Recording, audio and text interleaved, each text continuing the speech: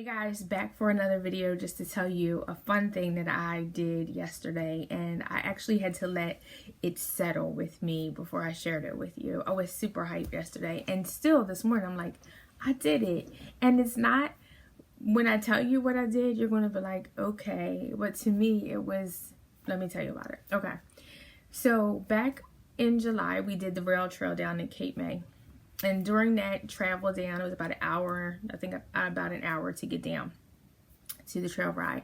I'm telling my two girlfriends that I went with that I've always wanted to get on one of those big riding lawnmowers and just put my headphones on with the music and cut the grass. It's like a thing on my bucket list. So of course they're like, Rhonda, you're crazy. And I'm like, no, like it's a thing that I want to do. I've always wanted to do it. And I just, because, you know, I have a fascination with farming and all of that good stuff. So I said, okay. And I just let it settle. And so one of those girlfriends sent me a message the other day and she said, hey, my husband said it's time for the boys to cut the lawn. And, you know, do you want to do it? And I'm like, yeah, of course. So of course I tell, you know, my hubby, and I'm like, this is it. I'm going to do it. And so I was supposed to go over early in the morning, but of course the dew's on the ground. And then we had to change the schedule around a little bit, so I went over 11 o'clock yesterday. And I'm going to, of course, show you the clips of me cutting the grass, but it was phenomenal. And I had such a good time. And I remember, you know, like when I got out the car and like I saw the lawnmower, I'm going to show you, it's a brand new lawnmower. And I think she hadn't even rode it before, and the kids hadn't. So this was like major, and I didn't want to mess up their lawn. So I told her, I said, I'm like a little intimidated by this, but I'm going to get through it. And so he gives me the rundown, her husband, and shows me how to get on, how to navigate it, because it's a 0-turn lawnmower. So it's pretty intense, but I had an opportunity to do it. And I want to show you, and then I'll come back and give you the other rundown.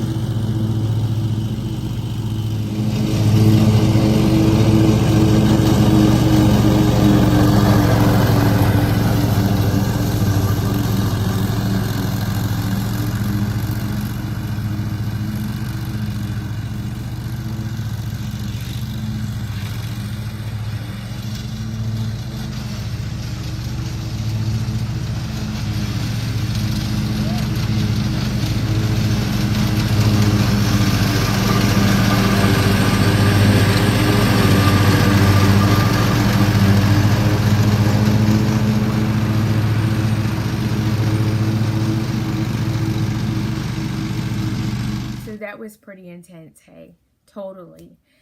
Yesterday when I got done, I was like, so like, yes, I did it. And it was just this feeling of, you did it, right? I was worried about not messing up their lawn, right? Because of the lines, you know, like this past summer was the first time I actually used a lawn mower, right? And I've always wanted to do this, and I knew it was like the next thing, but I want to make sure that I kept the lines. So with this, my girlfriend says, how was it? And I said it was everything that I thought, you know, and I hugged her and everything. But I was so concerned because one of the things that happened was the direction of the lawnmower. I'm right-handed, you know, I'm trying to make sure, because it's a 0-turn, so you have to push this way to go forward, go this way to backward, and then when you turn it, it's like, you know, a little bit like that, right? You know, with your gears.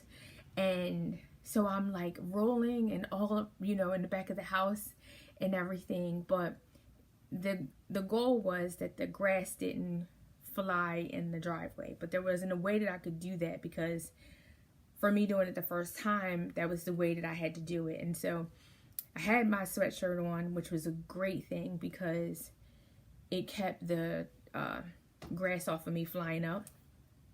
And I was actually all sweaty because I helped blow the grass back into, from the driveway back into the grass. So I'm super excited. And I say to my husband, I have to go tell my uncle about this, because my mom, God rest her soul, was just so into landscaping. And I remember that about her. And I think I just have that within me. And my uncle too, right? Flowers and mums. There's always these conversations about plants and stuff. And so I go, like, he doesn't live far away. And I'm like, I have to go talk to him about it because he would get it. And he knew exactly what the lawnmower, zero turn, right? He has one. And he's like, oh, you know, it's great. I was like, oh, it was so awesome. And so we leave and I just come home and I kind of just settle in it, right? But when I left my girlfriend, she said, so now you're done that, what's next on your bucket list? And I said, wow, that's a good question. And I said, I really don't have like much left, because I felt like I've done a lot of things. I feel like my life is completely filled, right? And I've done so many things, right? And this is interesting because it's coming up on my year 50. And I was like, literally, I've never written down like my bucket list. It's just things that I know that I want to do. But she challenged me. So much so, we do have one class that is like an aerobics class that we want to do. But I'm telling you, like, we've done some amazing things together. We have done a Goliathon obstacle course, and even being a curvy girl, we rocked that. We rocked the Goliathon, and we did it. And I know, you know, people were like, wow, they're out there just running around. And I had just lost weight, and we were just on this mission. So we've done some amazing things. Traveling, and I thought about it, and I was like, man, like, I've had an opportunity to parent, you know, 3 children and raise them, and they're pretty awesome. I'm a grandmother now, and so that's, you know, my new phase, and that's awesome. And I think I'm doing pretty good. And marriage and so many things, right? Because I was like up last night looking at like what people consider their bucket list, right? And I was like, okay, I've done so much. So I set up last night because she challenged me, and we had the conversation back and forth with the other friend, and I was like, this is my bucket list, so I want to share it with you guys. So I think I've done this before, but I want to do it again because I don't remember if I've done it. But it's milk a cow, go to Niagara Falls, see Diana Ross in concert, because I really wanted to see Whitney Houston, but you know, she's not here. I wasn't such a big fan of the BMW at my younger age, but lately the SUVs are just awesome. So I'm like, I want to drive it BMW.